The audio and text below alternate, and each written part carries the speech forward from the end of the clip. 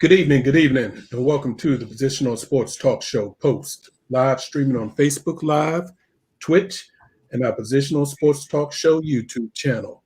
We are a sports talk show made for the fans, from the perspective of fans, presented by lifelong sports fans.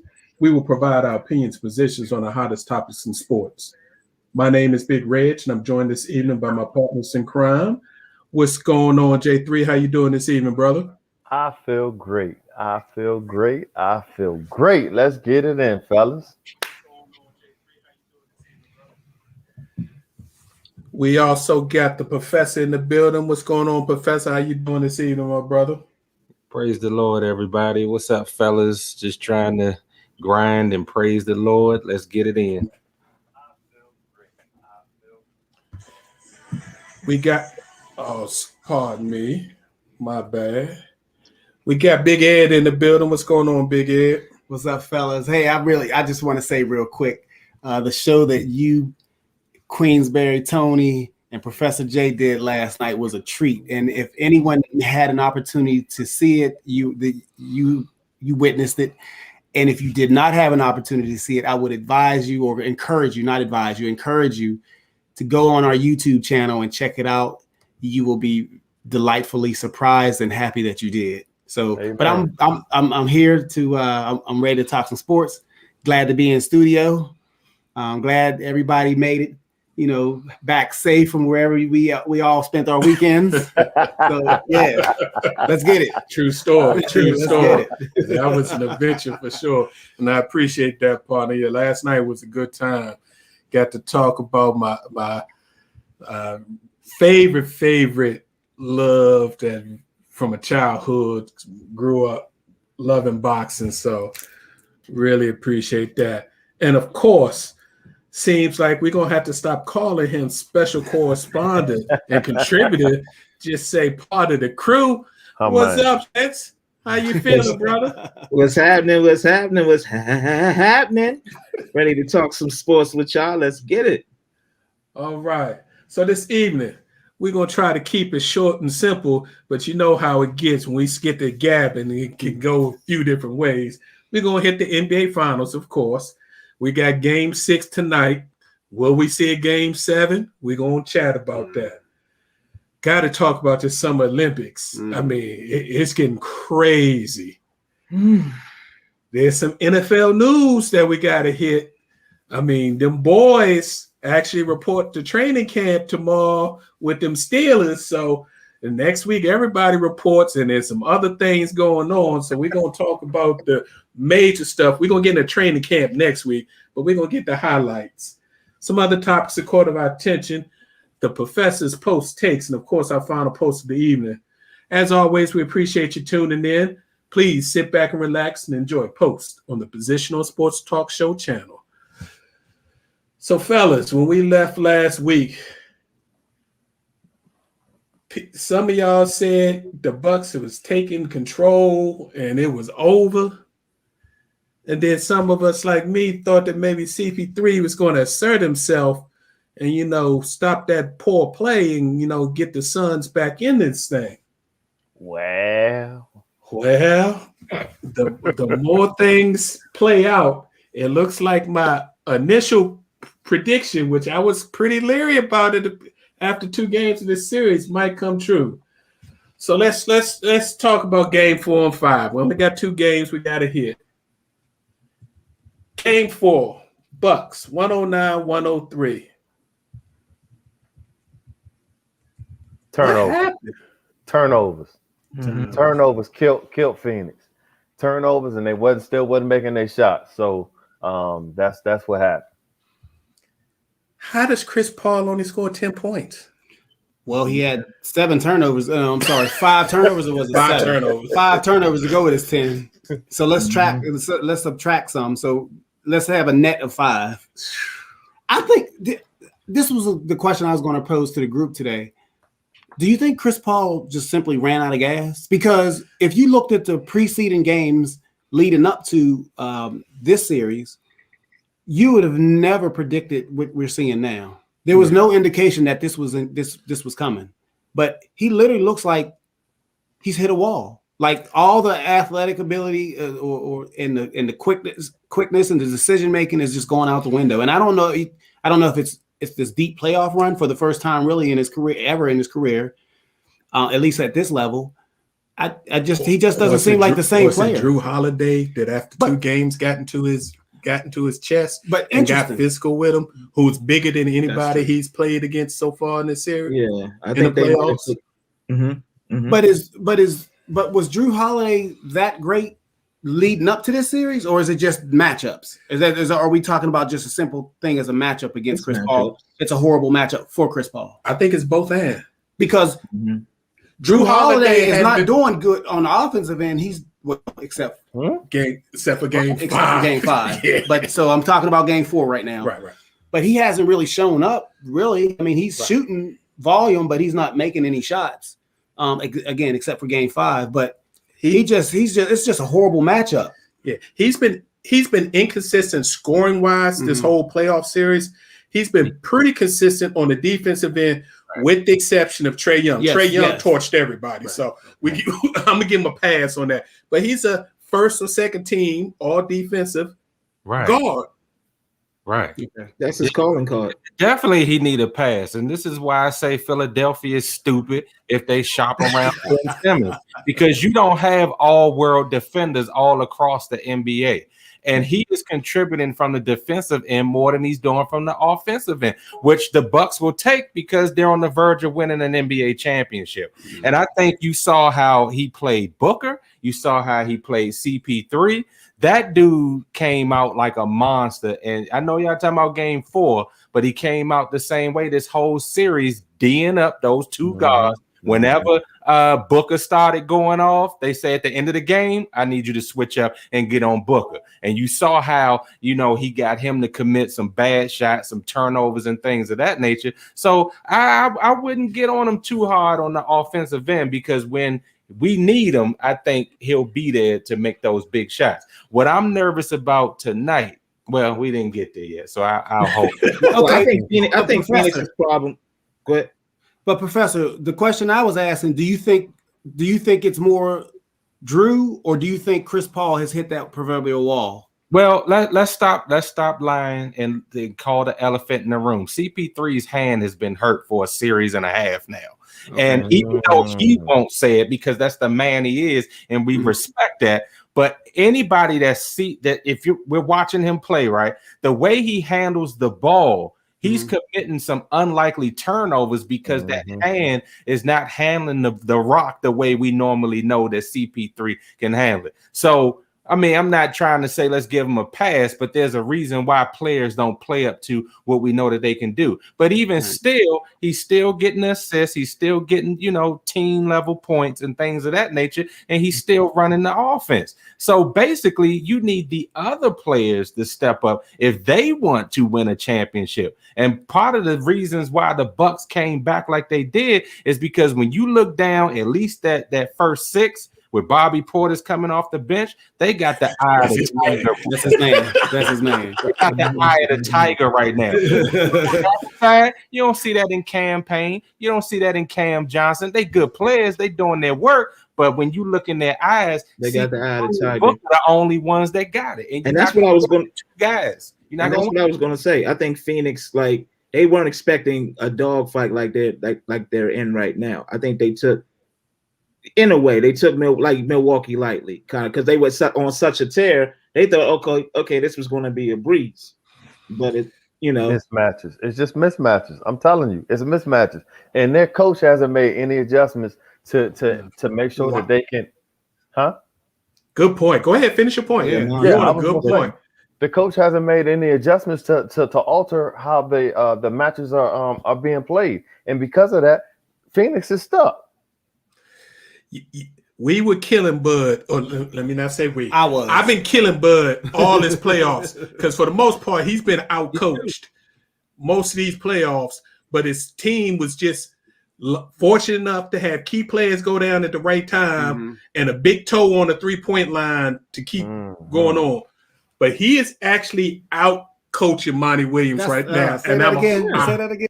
It hurts to say Oh, he's God. out coaching Monty Williams right now. It's unbelievable. Since game 3, the defensive adjustments he's made and the intensity that he's made sure that this team comes out on, Phoenix has not changed. Matter of fact, Phoenix has reverted back to ISO ball, where it's either Booker or CP3 trying to create everything, when their whole game all year was getting everybody involved, everybody get touches, you get a lot of assists, and everybody eats. And poor DeAndre Ayton, they leave that man out to hang.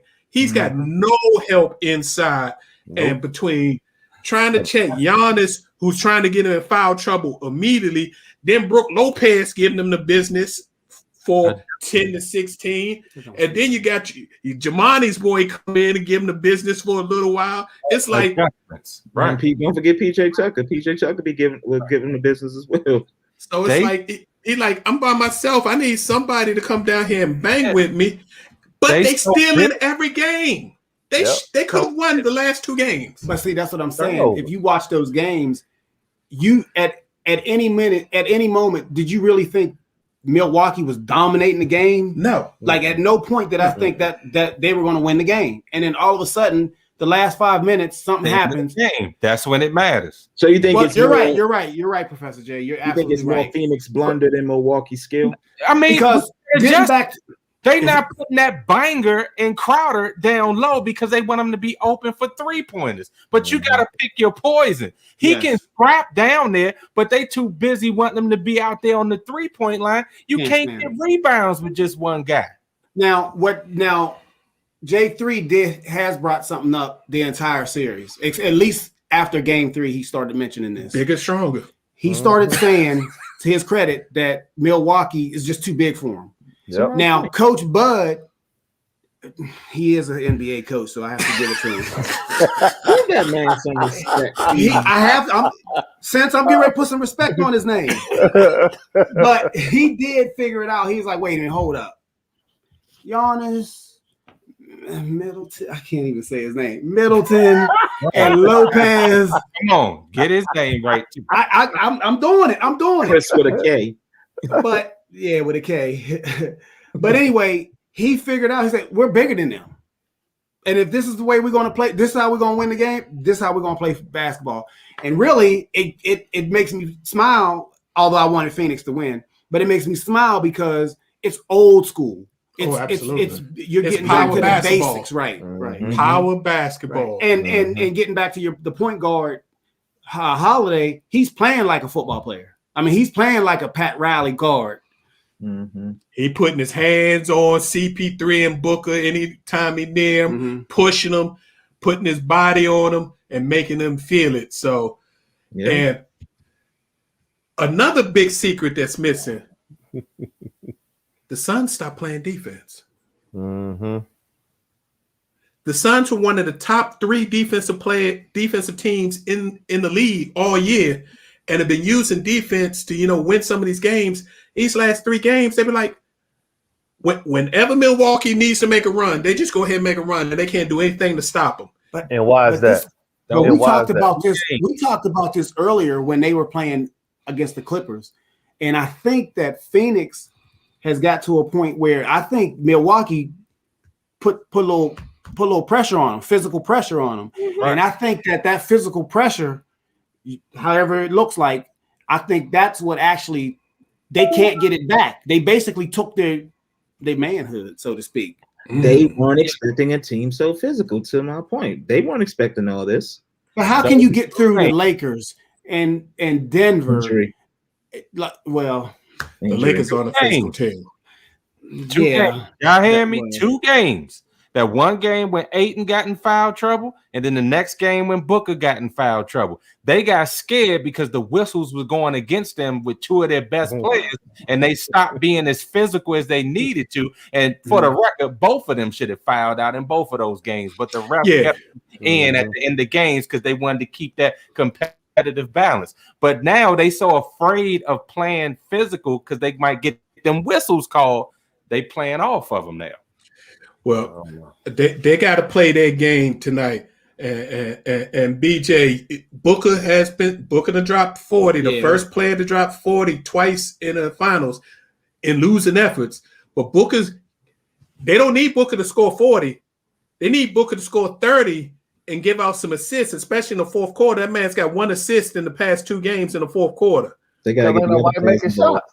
He ain't got no confidence in nobody making shots. I mean, you got to give him a chance. Yeah, but he's not Kobe. Yeah. He can't make those type decisions. Did you say Kobe? He's not Kobe. He can't make those type decisions. He Kobe doesn't can want to keep the be ball. compared to him either. Adjustments.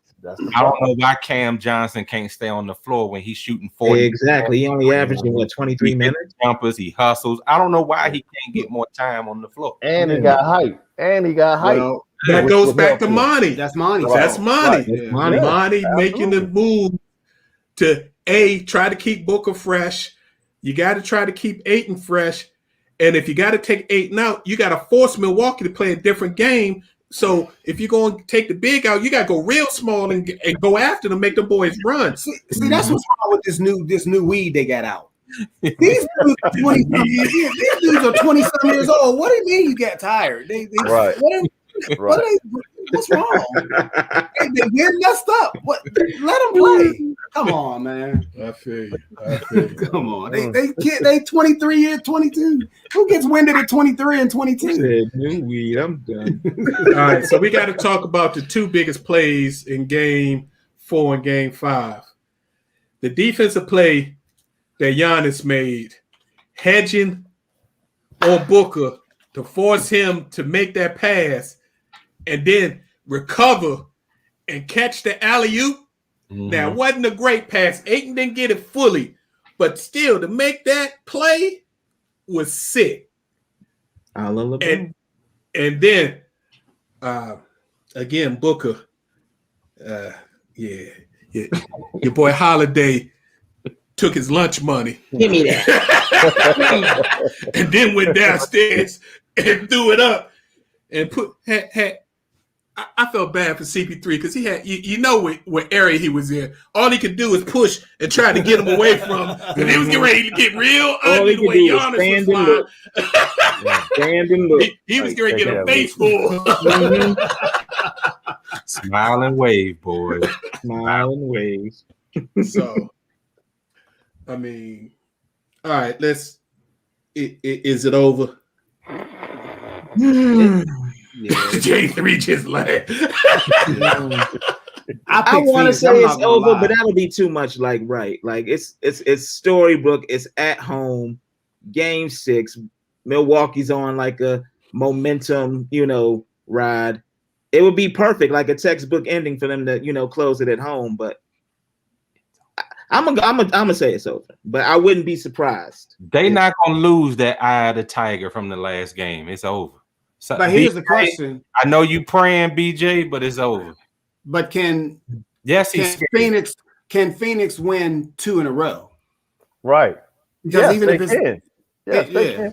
Okay, if they can win, if they want it. If they can win Game 6, anything can happen in Game 7 because then the pressure gets put on both mutually. I don't think Ayton is scared personally. I just think Ayton is overmatched. He's one big body trying to deal with 3 and 4 big bodies. Yeah, not a fearful scared. He's scared of getting them fouls piled up. Banged up. Right. Yeah. They want to bang down with him. Bang down low with him. I mean, who thought that Saric, somebody did mention that. Saric going down in Game 1, even though he only played 10 to 15 minutes a game, that's a big body that could have gave them 5-6 more fouls that knows how to play basketball that they don't have. Well, Frank Kaminsky was the former number 9 overall draft pick. I mean, we're going to leave Frank to take out of this. He was the number 9 overall draft pick by Michael Jordan. And we know why he was number 9, right? We all know Jordan. We know why he was number 9. All I'm saying is, he's 7 foot. He's 7 foot from Wisconsin. Right. That's even worse. 7 foot from Wisconsin. Jordan's only saving grace with drafting. Those two together tells you everything you need to know. That man can't guard me. Oh my goodness. I can't. It's just sorry. Frank Kaminsky. Can I get anybody BJ. Since it's over. It's over, bro. I want Phoenix to win, though. I'm on record to say No, want I them to would win. not. I said I would not be surprised if Phoenix won tonight. I can't say But that, I'm gonna go with my head and say it's over. You know what? Now that I think about it, I think we get into game 7. Uh-oh. I think we get into game 7. Now you've been But I think- Milwaukee from the beginning, though, And I think Bucks win in 7 in Phoenix. in Phoenix. You mm, think the way the game officiating gonna swing it that Mr. way? Foster. Oh, there you go. There y'all go. There y'all go. Bringing the conspiracies. Well, in. it's not a conspiracy. The NBA is they Right. they It's a have moneymaker. a long record right. of having referees control the game. That's fact. Right. Because how easy would it be for Holiday, Tucker, and Giannis to be in foul trouble tonight? Yeah, that ain't happening. It You could. sure? You sure about that? At home, Yeah, You sure about that? I am a little nervous with the head referee and CP3. CP3's Yeah, 0 and 13 with this guy as the head referee. 0 and Like 13. Jay Will said, home cooking. Might be the Home truth. cooking. Okay, so we got 3 Bucks and 6.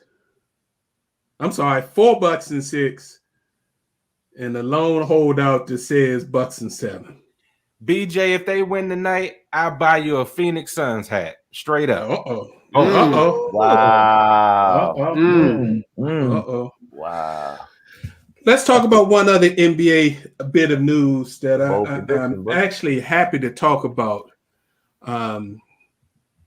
We've talked about the NFL a lot on this subject. Haven't really dug into the NBA, but we should have.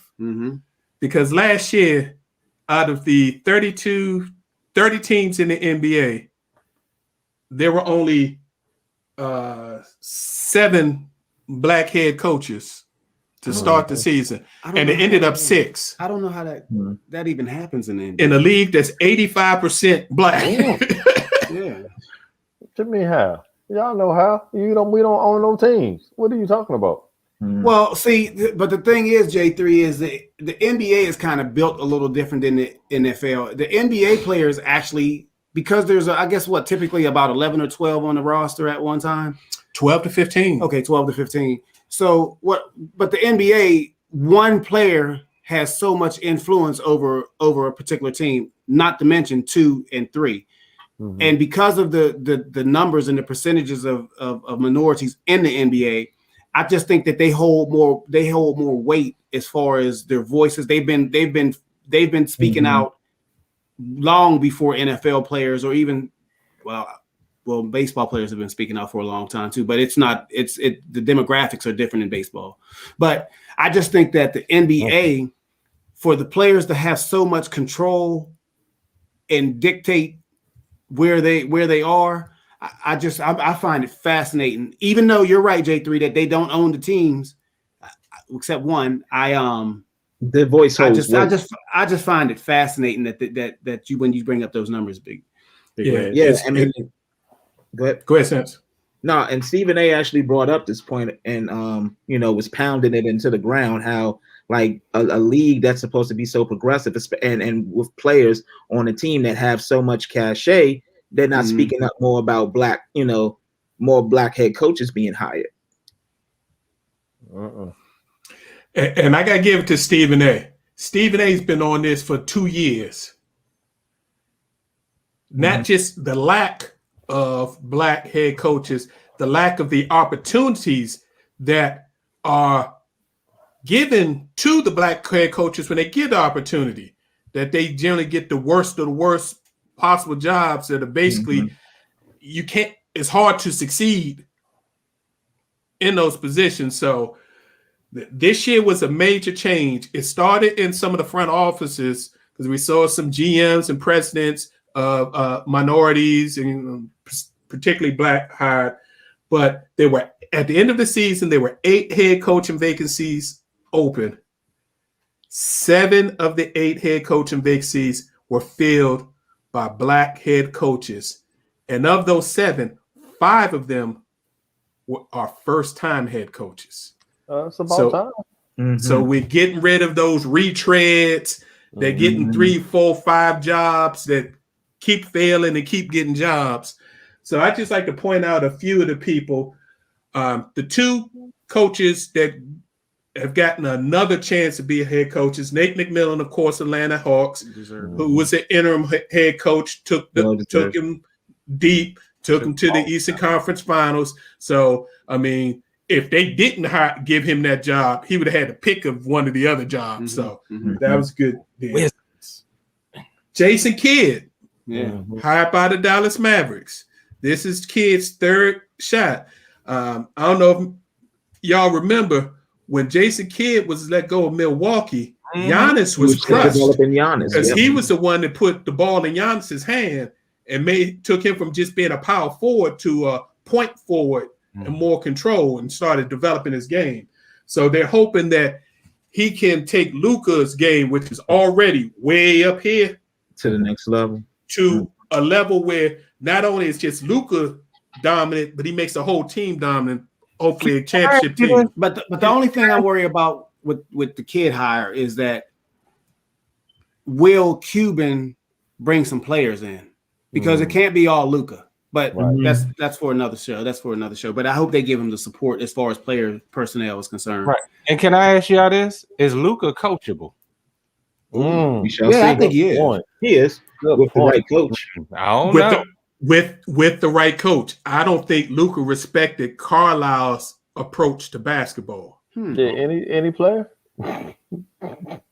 So don't forget, Carlisle one of them old school players.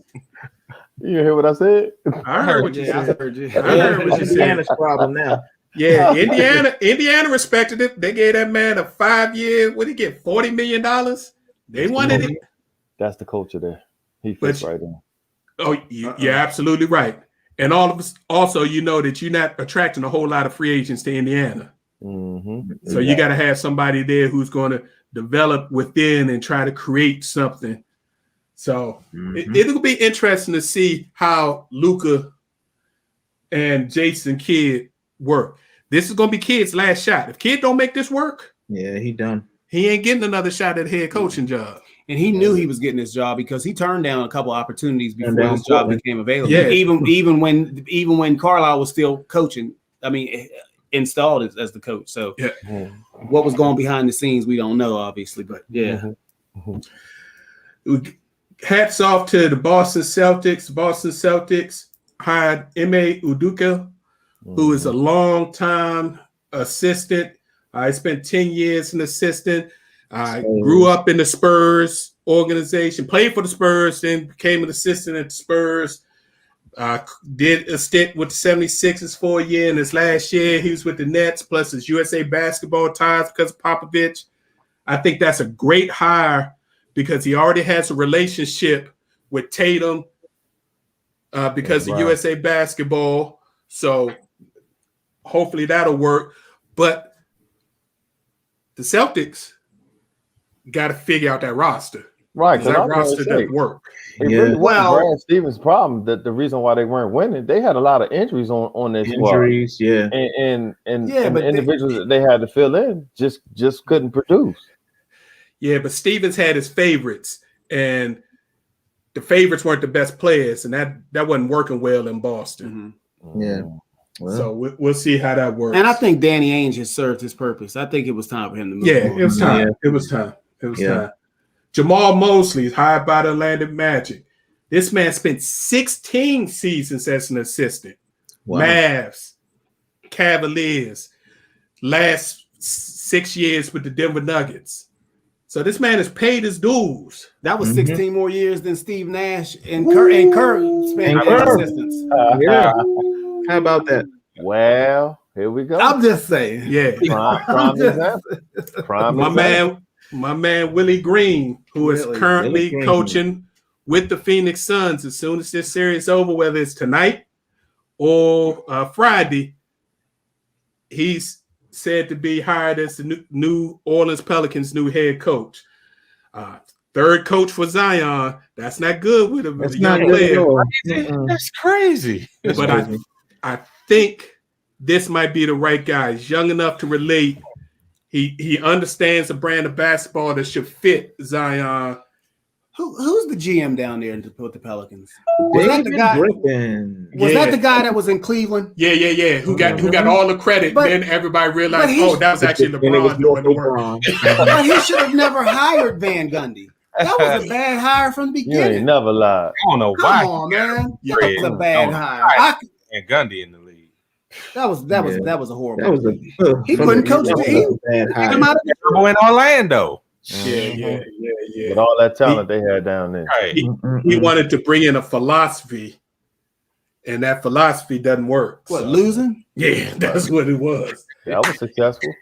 Your man Chauncey Billups, rumored Big for the shot. last 3 years to possibly get in a front office or GM position, finally decided, I guess they're not going to let me run something, so let me go ahead and be a coach. Spent a year on the Clippers bench. Now he's with Portland. Now, why they have to bring up the man's 20-year-old past once he get hired? I mean, it's just crazy. You know what this hire reminds me of almost, except the superstar has Damian hasn't gotten in trouble, but it's like when because it's been rumored that Damian doesn't want to be there, Right. and he still wants to trade no matter, even though he got hired. But it kind of seems like when Deshaun over and down with the Texans, Yeah. he demanded a trade. Then they brought in a longtime assistant from Baltimore, brought him in there to coach. But he still insisted that he didn't want to be there. And then we know what happened from there. But What about I don't know. Melo? I heard he's trying to Are we leave, too. setting Melo. Billups up for a fall? The point I'm making is, are we setting him up for a fall, something he can't win?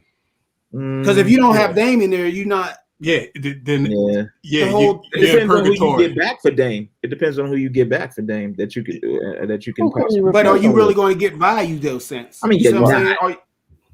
You're not really, but you can get some solid players. The only thing that I see that makes sense, possibly makes some sense in a Dame Lillard trade would be to trade him to the Sixers. Oh, for non-shooting. Bring back Ben Simmons. Get Ben Simmons and some picks That's funny. for Lillard That's funny. because they've always had problems guarding other guards Because you mean Portland? in Portland. Because they got a small backcourt. CJ McCollum can become a 30-point scorer easy. Yeah, Easy. yeah. And then you can let that's the only thing I that think kind Dame's of going close to to have make some sense. say in that matter. Dame's going to have some say in where he wants to I be think traded, Dame would kinda like Harden. Philadelphia. You got a dominant center. From what You I got heard, a that's not shooting on guard. the list, though. Portland will Stay want hurt all the time. I heard that wasn't on Dame's list, allegedly, of where he wanted to go.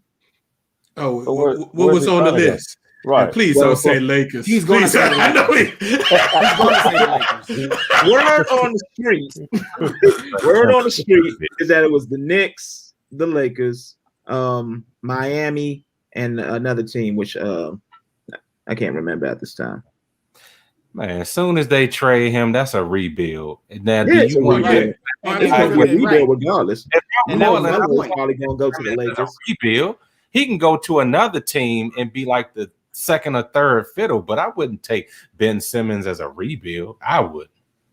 Hey. He's too much of a Right. project. And last but not least, and this is one hire. I'm glad this young man finally got a job because he's been working hard. He's been putting in his dues for almost 20 Oh, yeah, years, DJ, that 15 was years an assistant. Warriors. But I think this was the worst Possible. job for him to take.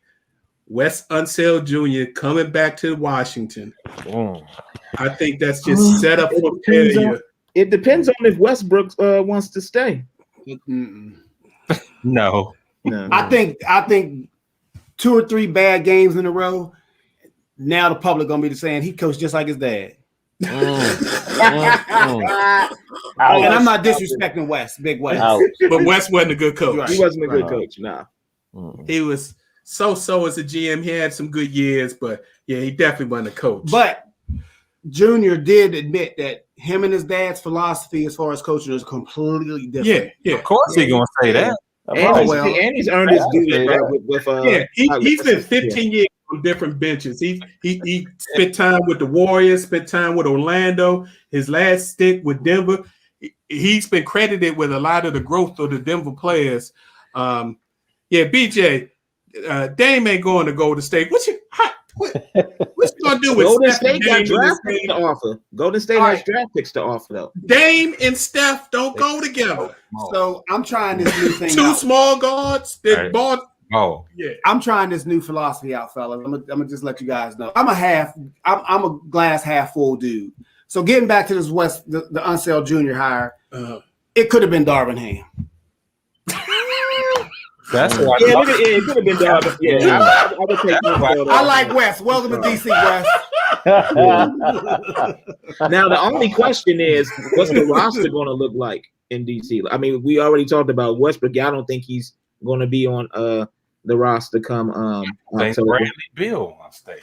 Yeah, and Bradley Beal might ask for a trade. But hey, if Washington's smart, trade both of them. Damn, are you serious? Trade both of them. You get 5 first-round picks between the two of them, or 4 first rounds and some second rounders. No, you got some good young players.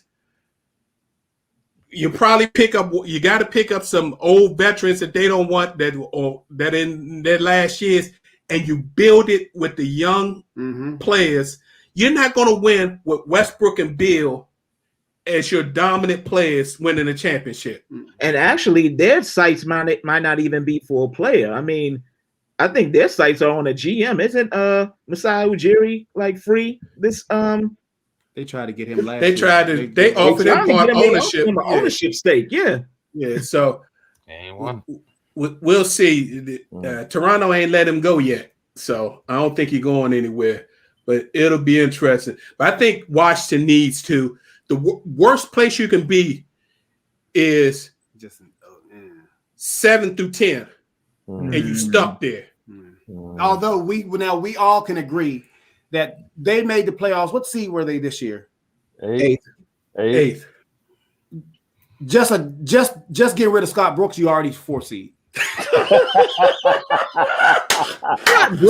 him to the playoffs.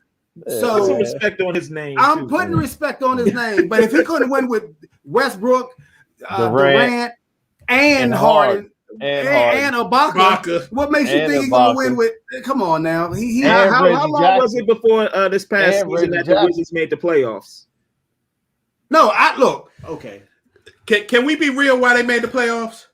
Yeah, I mean, Westbrook got healthy. Sure. Westbrook got healthy in the second half of the season, and he took over and changed it. That wasn't the Scott Brooks thing. That was a Westbrook thing. Yeah. I mean, we all know that, but technically speaking, it's going to fall under Brooks' helm. Is it? So not? Since you think Brooks should have been back for another year? No. I think it was his time, but at least he could say I got them to the playoffs in my last year there. Yeah. I think he's right in much, but for DC fans, it's something. I think he's right in the position he needs to be. Top assistant. I don't think he's head coach. I don't see leadership in him. So that's our NBA wrap. Let's move on to the other big topic of the evening. What's going on with the Summer Olympics? Officially, Summer Olympics start unofficially today, with women's softball starting today. Men's soccer is supposed to start tomorrow, our time. It is already Wednesday in Tokyo now. And the opening ceremonies are scheduled for Friday. If you're an Olympic fan, I'd highly suggest you watch as much as you can, as early as you can, because I don't think this Olympics are going to finish. I don't either. They've had 71 confirmed cases from people who have flown in specifically for the Olympics, whether it be athletes or members of the delegation who've contracted COVID as of yesterday, their time.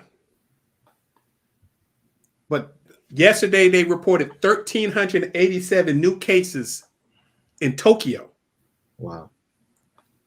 The most populated city in the world. In the world. What? And they're not mandating that people get vaccinated?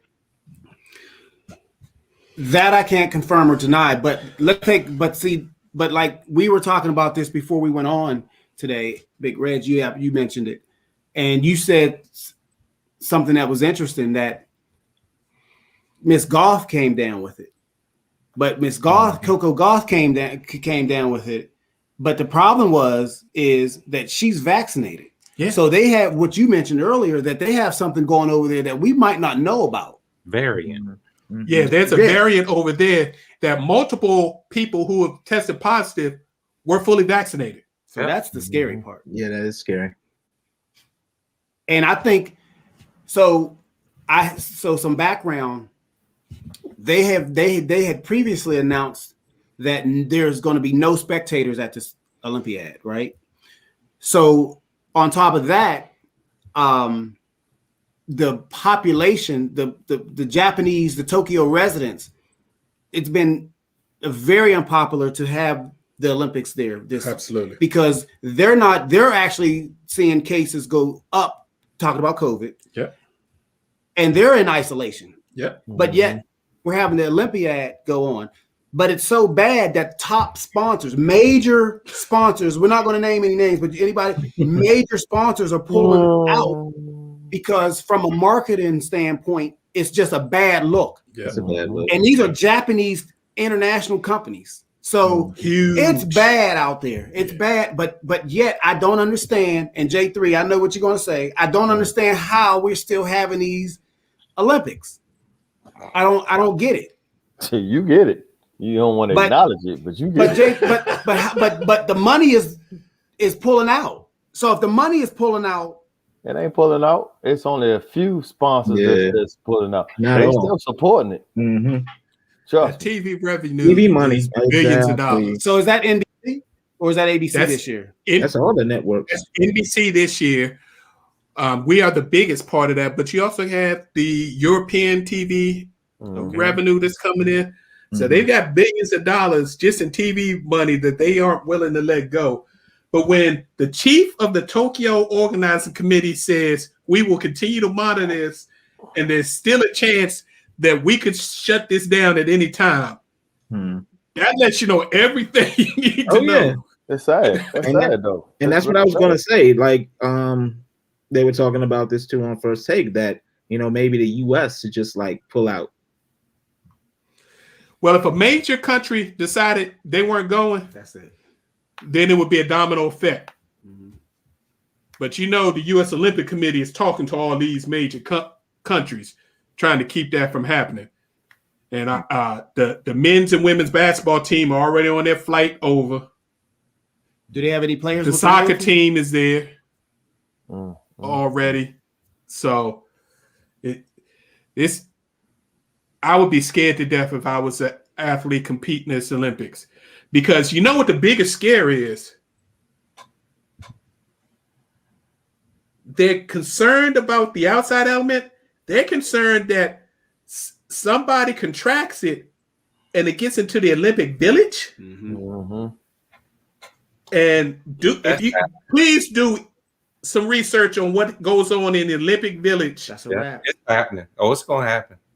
And they have a major outbreak in the Olympic Village, that's going to shut everything down. And how?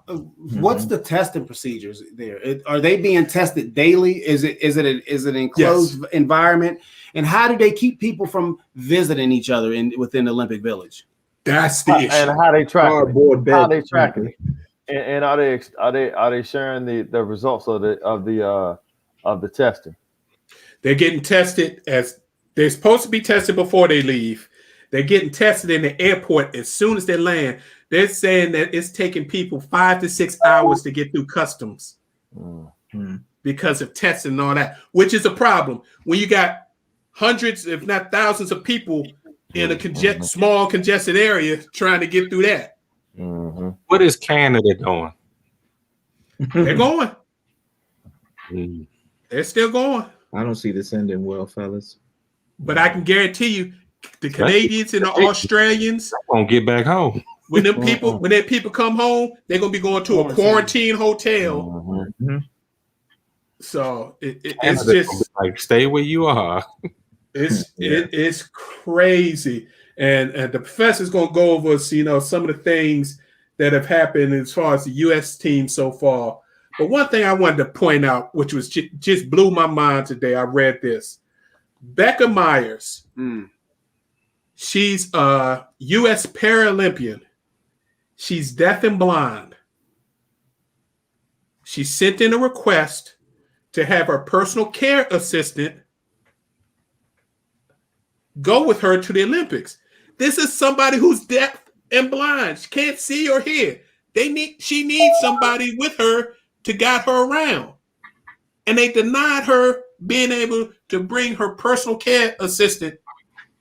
So she had to back out of the Olympics. Mothers are being told they can't bring their children unless they're breastfeeding. If they're not breastfeeding, they can't come. That's ridiculous. It's not worth it.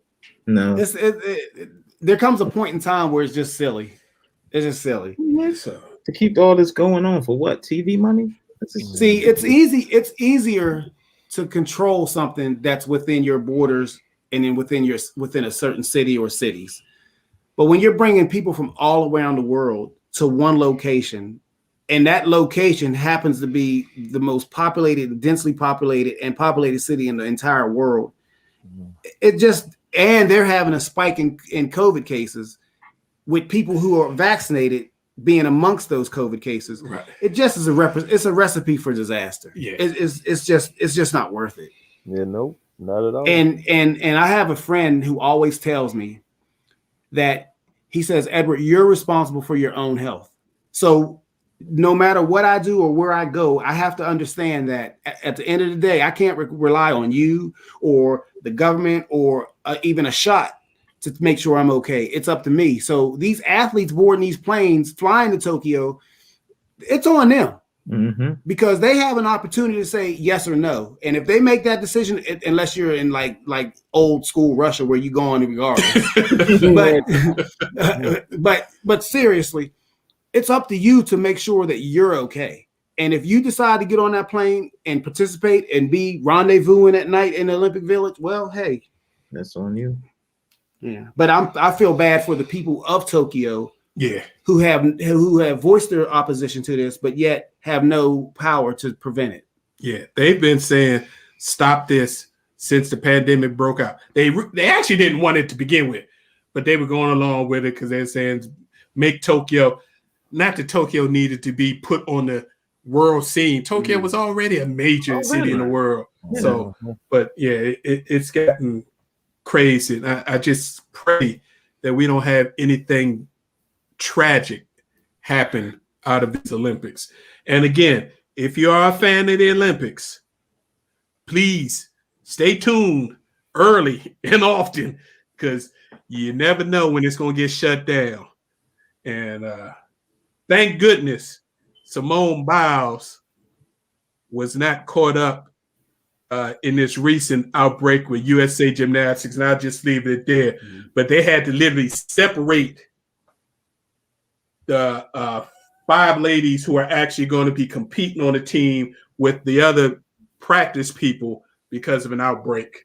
Move them to different hotels, train differently. I mean, when you got to go through all that stuff, not right. It's too much. Too much. It's the Olympics is already a stressful situation as far as competing. Right. That's stress enough. Now you're gonna be competing in empty arenas, right? Which is gonna be weird, right? And now, it's crazy. Fearing, catching it still, even while there. That's yeah. It's crazy. Money.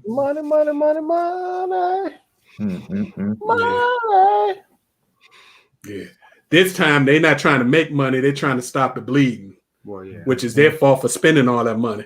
Ever since China blew the budget wide open with that crazy games that they had over there, these countries are starting to outdo each other, spending crazy amounts of money And it's I'm not sure what's going to happen in LA in 9 years. Well, we don't 7 years. We don't know. We don't. We don't know where we're headed right now. Yeah, that's true story.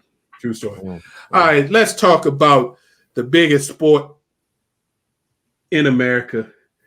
Got to hit the NFL. Can y'all believe we are about 6 weeks away from the NFL season starting? Unbelievable. It's too hot outside for the NFL. Perfect football, brother. Getting ready to get hot and heavy into pro and college football. So we get a little appetizer starting this week.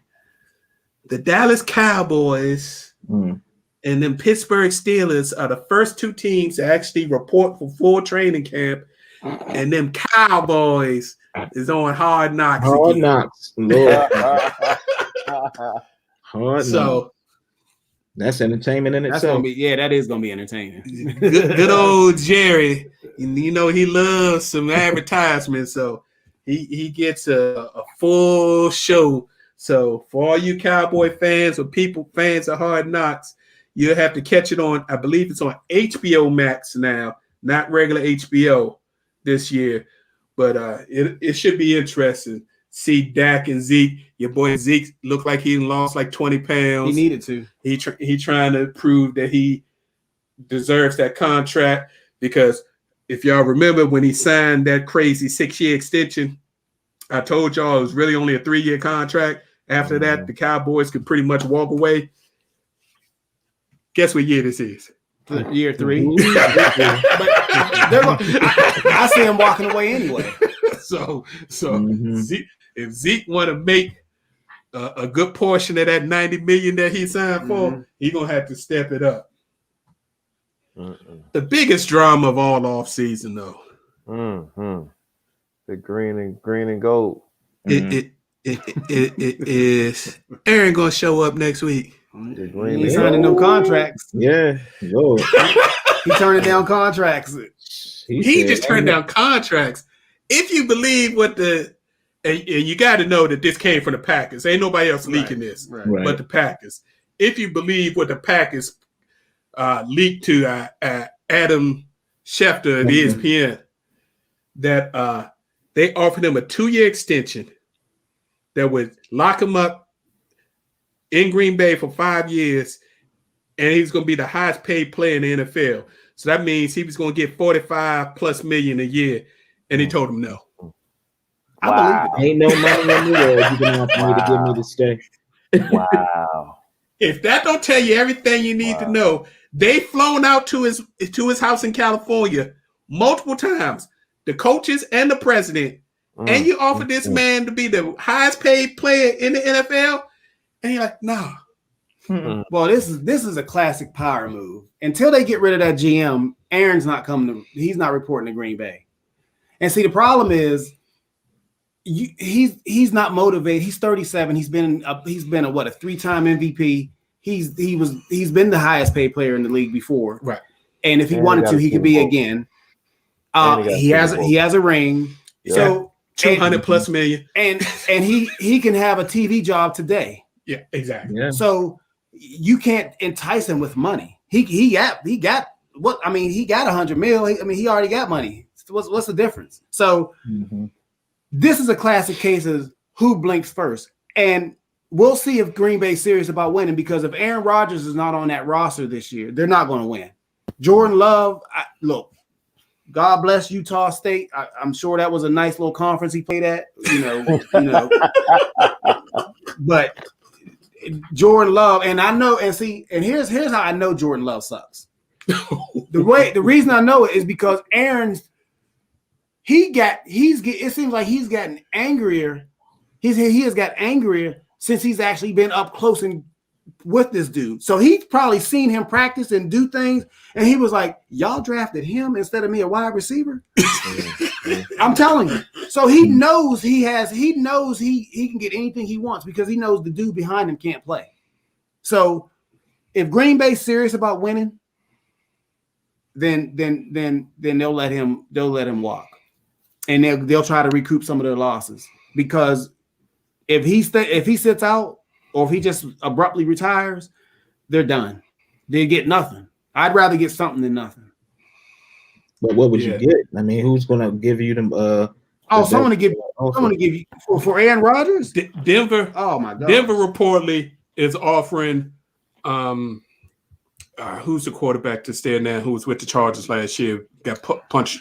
Had his lung. Rivers. Tyrod Taylor. No, Tyrod's in Houston. No, Tyrod's in Houston. They got they got Teddy Bridgewater. Teddy Bridgewater. I'm sorry. They're offering Teddy Bridgewater for a bridge quarterback, just in case they're young and ain't ready. Mm-hmm. They're offering multiple first round picks and a defensive player for Rodgers. But they need this to happen soon because they need to get him in camp to get him ready on their system. Mm-hmm. Here's who I think Aaron Rodgers might be angling to get with. You know, all this is Tom Brady envy that's going on. Some of it. They see what Brady did with Tampa Bay, picked the perfect situation. What team looks like a lot like what Tampa Bay looked, but was just missing a quarterback? New Orleans. Washington. Ding, ding, ding, ding, ding, ding, ding, ding, ding. Well, actually, Washington's defense looks better than Tampa's defense. Dominant defense. Young receivers that have established themselves. A decent running game. A young running back. A good coaching staff. The only thing they really missing, they drafted their middle linebacker. So if he plays well this year, the only piece they missing to take them to a contender level is a QB. Is legit quarterback. And if you get an Aaron Rodgers quarterback, that's a whole different beast. Is that better than the Colts getting Wentz? You got a joke. Hey, but Big Reg, let me ask you this: if he were to come to Washington, do you think that offensive line is going to be able to give him the time that he needs to be the greatness that he is? Yeah, that offensive line has improved. They got a legit right tackle finally. That's why they let Moses go. The guy that's playing left tackle now will probably only play left tackle this year. Then the right tackle will move to left tackle. They've got the guard situation looks like it's finally settled. They got that out of Texas. They got the monster center out of Texas, so the current center can play guard because he was a guard before that. So they've got more flexibility on that offensive line than they've had in years. And they can use some of their future draft picks to solidify the offensive line, just like Tampa did. What did Tampa do with their first draft pick after they got Brady? Drafted at right tackle. They drafted the tackle. But you know, Washington's line isn't the worst in the league. It could stand some improvement, but they're not the worst I've seen last year. They were I think they were okay. Just needed a cue. I mean, Mrs. Snyder, let's make it happen. So speaking of the Bucks, they had their day in the sun today. They were here in Washington, D.C., visiting with the president. Now that we've got a new president in office, it seems like all the champions want to come back to the White House now. So Tom Brady was even cracking jokes. It's amazing. Old stoic Tom is now a comedian living life. Interesting. In Florida sunshine. Yeah. Speaking of sunshine, if y'all happen to catch a clip, look how burnt red Bruce Arians is. He been in the sun a lot this summer. Yeah, drunk. Drunk, exactly. I mean, he looked like a lobster out there. I'm like, good Lord. Living A the big good loss. life. The LA Rams lose second-year running back Cam Akers for the season towards Achilles today. I mean, they were trying to be Super Bowl contenders. Yeah, that's now their depth at running back is really, really thin. Could we maybe see AP in LA? You think Le'Veon can pass a drug test? Ooh, Because Le'Veon would fit real well in that system. That's what I'm saying. If he wants to play. Yeah. If Henderson can stay healthy, he ain't giving up that rock. His health with him, but I think he can carry that load if he can stay healthy. He's just a smaller back. I don't think he can tote the rock 200 plus times and catch it 60 times and stay healthy. You need a big how back. many cats have we seen in history that have been able to do that? If he can be durable, then he can handle it. I just don't think he can stay durable. But I'm just saying, I don't think the Rams are out of contention for that division, not the Super Bowl, but for that division just because they lost Cam Akers. I think Henderson can carry the load. We will see. It's going to be interesting to see who they pick up.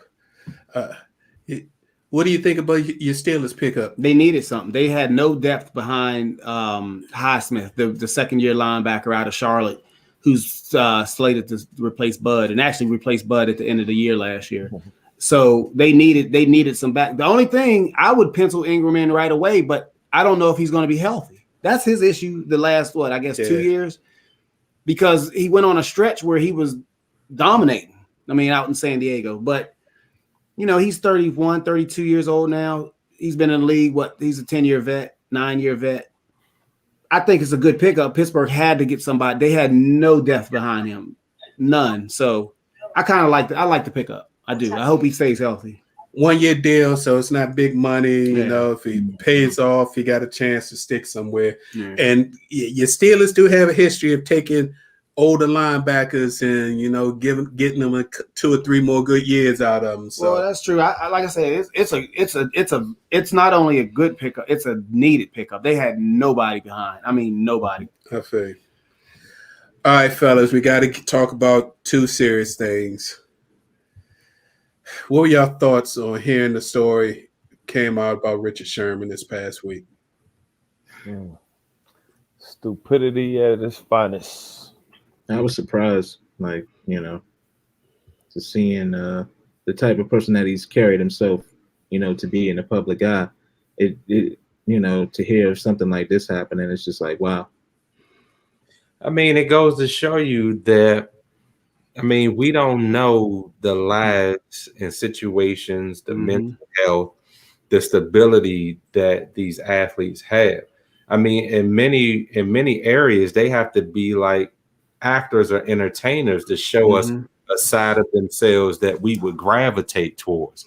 And the first thing that I said was, Richard Sherman, this is supposed to be the Stanford guy. It's supposed to be the one that should know better than to allow himself to get in these situations. And then here we go. But that goes to show you we don't really know what these cats are going through and how they navigate their everyday lives. We probably talk about it, but Haskins got punched in the mouth by his wife and knocked him tooth out and stuff. And now she facing charges. I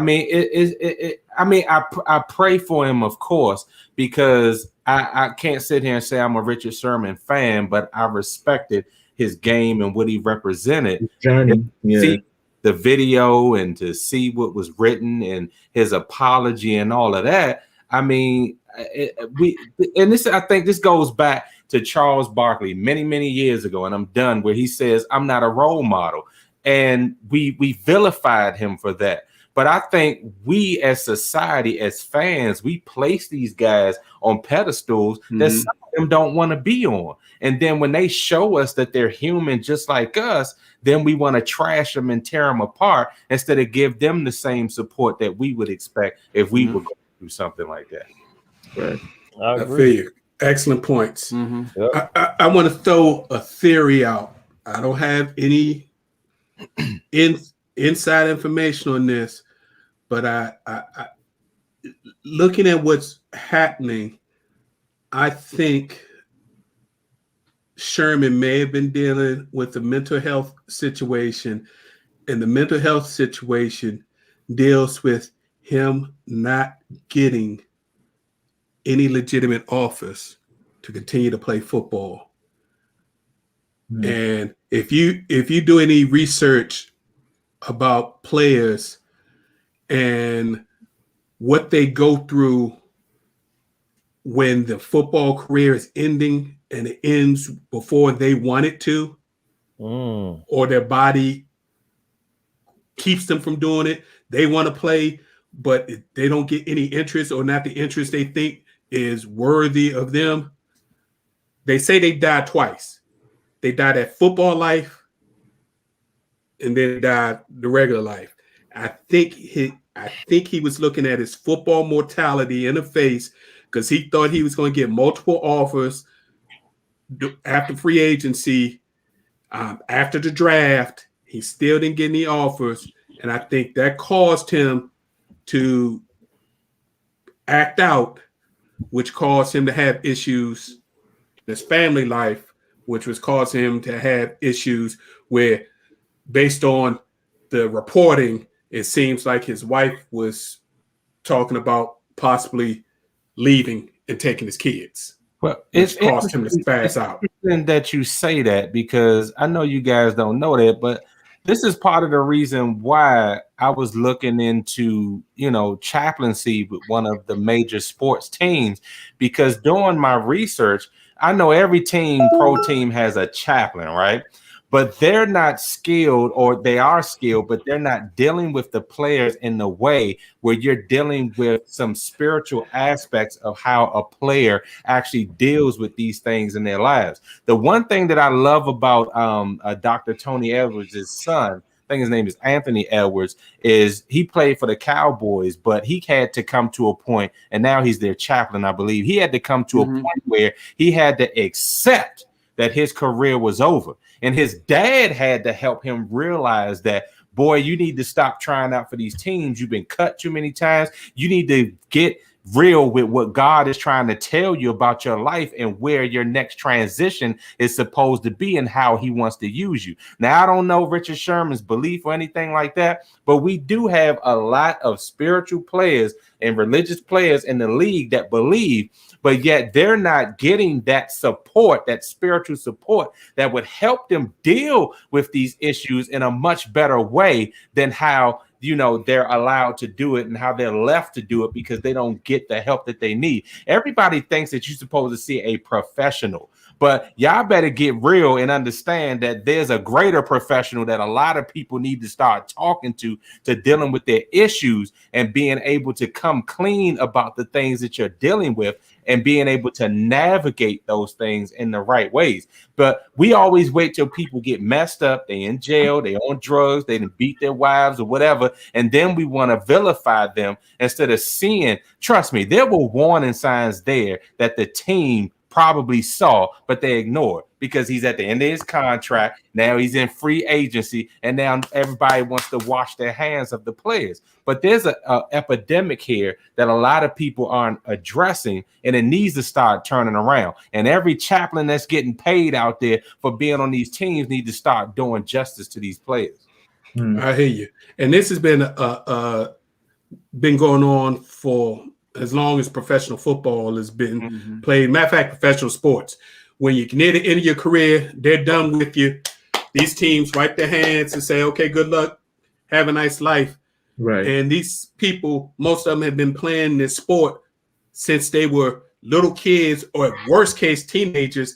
And now they're supposed to step back into what normal life is that they've never had to deal with before. Mm-hmm.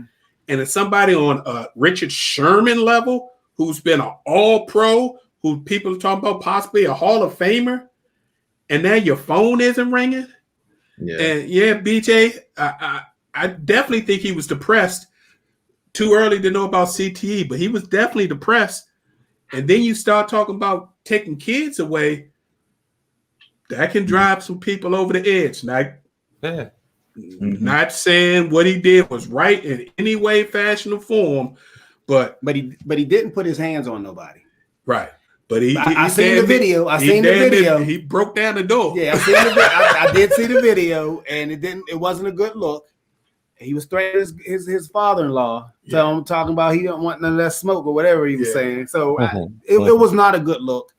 He just be careful that we're shedding the right light on this, because what Black and other men of color, women of color go through in their professional careers is not the same.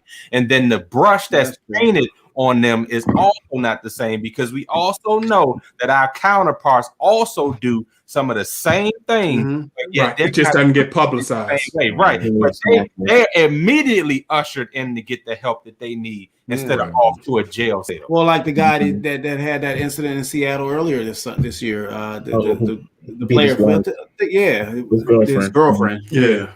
So, lastly, we didn't tiptoe around it, but until we had more information, we kind of left it alone. But we got to address it because camps report next week. What do you think the NFL and the Texans are going to do with Deshaun Watson? I don't know, but this is a classic case of the haves and the have-nots, because there's been plenty of instances in the past where if a player gets in trouble, almost immediately Goodell places him on his the commissioner's list, I guess it's called. Yeah. And I don't think Deshaun's on it. If there's any, not yet. Yeah, I haven't heard a peep out of his situation. So I don't know if he's if behind the scenes the lawyers are working on settlements or non-disclosure. I don't know. His case isn't going to go to trial where he would have to testify until sometime next year. Yeah, and some spring of next year. Out, I heard. So how do you prevent him from playing if there are no formal charges filed against him? Well, Professor, don't forget, he said he's not playing for Houston. So no, I'm just as far as the exemption list is concerned. How do you tell that man he can't play football if there are no formal charges against him, and he can't even have his day in court until after the football season? So I don't think there's a team that will touch him. Right. I was gonna say that Houston trying to move him. Like, I mean, they can't move him. Nobody's gonna take that PR nightmare on right now with 20-something cases. Even if some of them dropped off, you still got in the teens of cases. You know that's civil. I was gonna say sorry to say Washington. Washington unless they give them away. Say, okay, give us a 6th-round pick. But remember when we got Foster though? We got Foster, and he had all those allegations around women and stuff. Nah, he even if they tried to give him you can't. He can't come to Washington until that's clear. Yeah, nope. Mm-hmm. They would make Danny sell the team there for sure. Yeah, there's very few teams that he could possibly go to. I don't know if there's any team right now that he can go to and be on the roster right now until that gets cleared up one way or the other. So I think the exemption list is the right move, but we haven't heard the NFL say anything about it. Nothing. I haven't heard. And technically, by the CBA, start next week, if he doesn't show up, he's supposed to get fined $50,000 a day. He needed to go collect his paychecks. So it's like. I mean, he just go collect his paycheck at this point. He don't want to play for Houston, though. I know, but I wouldn't leave my money on the table, and I got legal stuff that's on the horizon too. Or Houston saying, "Okay, well, we don't have to pay you right now." So there's so much going on right now, Professor J. We don't even know. The problem is they're not talking about first game. Bench me. Yeah, there's got to be some clarity come next week when the Texans report. I'm thinking that they tell him to stay away until this gets clears up and he goes on exemption, which means he gets paid but doesn't play. That's the only thing that makes sense. But they are trying to make sense. No pun intended, partner. We're saying his agent, whoever advising him, need to tell him to just go get his money. Do whatever you. I feel you. All right, let's. Few quick topics before we get out of here and for the evening. Got to say congratulations to Colin Morikawa. This man's got a knack for winning majors the first time he enters them. He won the British Open, or as they say, the Open. Mhm. which is his second major. He won the PGA last year, 2020. At 24 years old, he becomes only the second player joining Tiger Woods to win the PGA and the British Open before turning 25. So he's got a mad trajectory. So hats off to him. Shout out to Vlad Guerrero Jr., won the MVP in the All-Star, helping the AL beat the NL.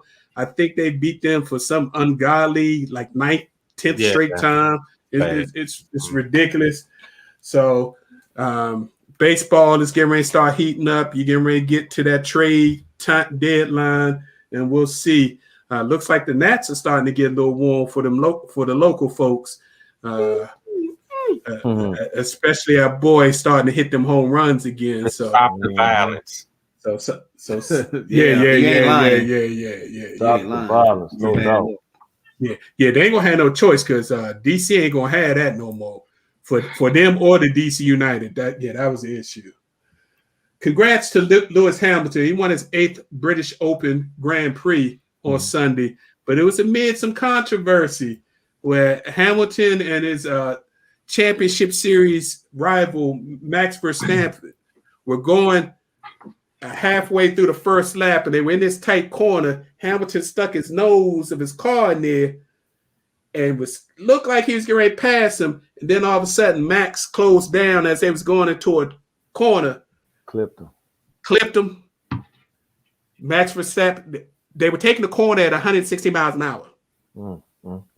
So you get hit on your back wheel, car goes sideways. He went 2 football fields down and hit the barrier, and they were concerned he was hurt. Thank goodness there were no major injuries. But of course, everybody's trying to vilify Lewis Hamilton now, saying he was supposed to give up that position, all that. So of course, they're trying to make the black man look wrong, even though if you watched what happened, Verstappen closed down on him. If he'd have stayed wide, which Hamilton did the exact same move like 5 laps later on another racer, and he stayed wide and let Hamilton inside. So, and last but not least, leave it to the SEC to take the lead for college football. You had the SEC commissioner, Greg Sankey, in his opening football comments for the season, state that only 6 of the 14 SEC football teams have met the 85% vaccination threshold, which will allow you to get to more of a normal situation versus having to test everybody every day, have everybody secluded from the rest of the student population. So he was very clear and very blunt. If you can't field a proper team, that's your fault. And you may have to forfeit games because we're not rescheduling games and we're not postponing games in 2021. So it'll be interesting to see. College football also kicks off in about 5-6 weeks to see how many of these teams get up to that 85% threshold to avoid this situation and which teams don't. And how are the other Big 5, Power 5 conferences going to do with their teams? Well, in the SEC, Vanderbilt. In the SEC, Vanderbilt can stay. They don't have to get vaccinated. Tennessee, they don't have to get vaccinated. Arkansas, they have to get vaccinated. Missouri, so there's 4 right there. They don't even get vaccinated. They're cool. Wow, really? Wow. I'm just saying, man. We don't need to get up to 85% vaccinated. The Cowboys is one of them that's way below, and they going on Hard Knocks. We might see more than just football hitting on that joint. We're gonna see it. If they allow it, yeah. And did y'all see that their biggest cheerleader ripped into them? Yeah, about not being vaccinated. Yeah, Mike Gordon. And right here locally, the Washington football team is only like 50% vaccinated. Yeah, I heard you mention in training camp, since that might be in jeopardy. Yeah. I ain't mad at it, bro. I was like, oh no, then y'all gonna be out there shaking hands. Professor say that might be a jump. That whole Bond Secure facility might be tainted. I feel you. Yeah. Jay was we took M2M up there one time, man. It ain't that much space, and you know a lot of people gonna be running around there. Yeah, man, we gonna have to talk. No shade. No shade. Cool. No shade, sweating on each other, and in close proximity. Yep. Yeah. Y'all let me know how it goes if y'all decide to do that. Just don't come back glowing. Don't come back Mask glowing. up, glove up. Do what you got to do. And 100 degrees. BJ, he said it was a good signing. I guess you didn't actually mention his actual name. Oh, Ingram? Melvin? Hey, BJ. Yeah, BJ, I did say it was a good sign. It was a vital signing. They had no. You saw the games last year. They had no backup. Get ready, man. So, all right, fellas, it's time for us to get up out of here. It's time for our final post of the evening. Why don't you kick us off, Sense? Just want to give a shout out to England, just proving that sometimes it's more than just a game. You know, you have lives to live at the end of the day, and you know, with England losing that championship match, a lot of folks were up in arms and came for the black players on the squad, which was very bogus and bush league in my opinion. But you know, the country rallying around them and showing love, proved that sometimes we just can't take sports so seriously, and it's about being humane and having consideration and compassion for people. Imagine how they felt for losing that game. You think they were depressed already, but then to come down hard on them didn't help, and to be racial about it was just very lame. But thankfully the rest of the country came to their aid and rallied around them. So the same exact thing happened to Lewis Hamilton yesterday. Mm-hmm. The exact same thing. So that lets you know where the country really, or a portion of that country really is. Mm-hmm. Professor, you up? Yeah, so I apologize. We'll continue with post takes next week. Doesn't happen often, but we kind of bled over into the Olympic stuff, which is the post takes. What I will say is, our athletes, we need to keep them lifted in prayer, keep them covered, as they travel over there. I stopped dead in my heels when I heard Coco Gauff. And I was just like, man, this thing is real. But we've been saying it for a year and a half. I wish people would listen and keep themselves safe. But the variant is real. So y'all pay attention. Last thing I want to say is, and Ed, you're going to like this, NIL is live and well. Oh, my gosh. Attention, quarterback phenom from Alabama, Bryce Young, got all taking my final post. Go ahead. Yeah, he get almost $1 million in endorsements already. And that's starting to reverberate across college football, where you're going to have all these players making so much money. I mean, are we going to see the light at the end of this tunnel? I don't know. But that's my final post. My fault, Big Reg. I ain't know. You good. J3, what you got? My first thing, I want to say happy birthday to my younger brother, Brian. He turned 51 today. Happy birthday, B. Hey. And then I also want to give a shout out to Naomi Osaka for being on the Sports Illustrated cover. I think that's awesome and phenomenal that they're trying to diversify their viewings of individuals that are going to be gracing their presence in their cover. So I'll say 2 thumbs up. And J3, I'll be even more impressed if they allowed her a platform in the articles in there to kind of talk about some of the things that she's going through. But yeah, definitely kudos for her making that cover. Megan Thee Stallion also got a swimsuit cover. So yeah, Sports Illustrated is doing some things. Speaking of Naomi Osaka, I like the way she clapped back because Megyn Kelly. A bunch of Megyn Kelly and some other people getting on her. I thought she was going through depression. She all these covers, and she had to, tell them y'all need to do your homework and do some research. Covers a year and a half out. I did all these last year. They're just coming out. So get off me. So it's terrible. You have somebody doing well, doing big things, and of course they still try to tear them down when they look like us. All right, Big Ed, what you got for me? Well, real quick, Ed, Okay. Ed, since you mentioned Meg Thee Stallion, I also want to give a thumbs up to SI for having a transgender woman be on the Sports Illustrated cover as well. I mean, that's diversity and inclusion all day, baby. Love it. Good point. Good point. Well, I was just with keeping up with the theme of Professor.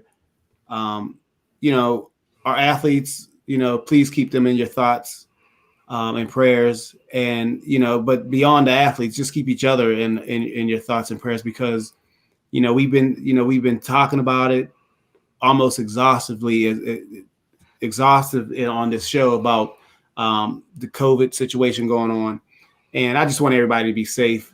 And even if you don't believe in vaccinations or what have you, just be mindful of your neighbor. And that's pretty much it. I'm concerned with the Olympics because I can't even enjoy it. We have camp starting as far as football is concerned. I'm a Steelers fan. Everyone knows that. We're going to camp. And I still have an uneasiness about me because I'm concerned about the athletes and what they may or may not contract. So yeah, just keep everybody, in your thoughts. Well said. NIL will change college sports.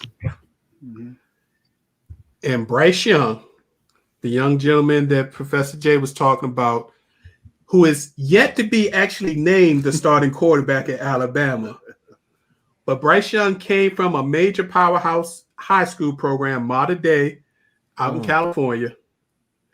So he already understood what marketing meant coming from there. Unlike a lot of these college athletes who haven't figured out how really to big time monetize this NIL, he with his family decided to actually sign with a major agent. He signed with Creative Artists Agency, CAA, and they're the ones who've got him to the point where by the time he leaves Alabama, he will be a millionaire, if not a multimillionaire, before he hits the NFL. He's a sophomore. And that's using a platform that you have and the platform that the school provides and taking them to a next level.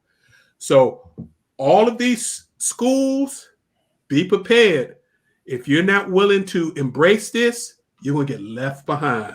And Saban, while he's amazed at the money, Saban doesn't have any problem at all because he's all about building men and letting them get the most they can get. So hats off. I think we're going to see a multi-million-dollar athlete in college very, very soon. Yeah. And while y'all at it, free Reggie Bush's Heisman Trophy. And Did you also hear that the Ohio State players are looking to get all their stuff reinstated for the tattoos? Yep. So it'll be interesting. All right. As usual, we'd like to thank you all for tuning in and listening. Again, we greatly appreciate the opportunity and time for us to share our opinions on positions on sports with you. We're here each and every Tuesday, 7 p.m. Every week we have a live show. If you cannot make the live show, you can pick up the link at our YouTube channel, Positions on Sports Talk Show. We also post it on our Facebook page, Position on Sports Talk Show. Again, if you are one of those podcast people and you prefer to, catch us when you can and listen to 4 or 5 shows in a row, Apple Podcasts, Spotify, Google, Anchor. All the just Google Positions on Sports Talk Show and you can find us. And please like when you're there. Doesn't, and if it has the position to become a member, please do that. It's free of charge. We'd love to have you as part of the team. And of course, any comments, any suggestions, reach out to us on our Facebook page and our Twitter handle at Positions on SPO1. We'd love to hear from you. Have a safe week. Enjoy the Olympics while you can, because I'm not sure we're going to get 17 days of them. And we'll see you next Tuesday, 7 p.m. Same bat time, same bat channel. God bless.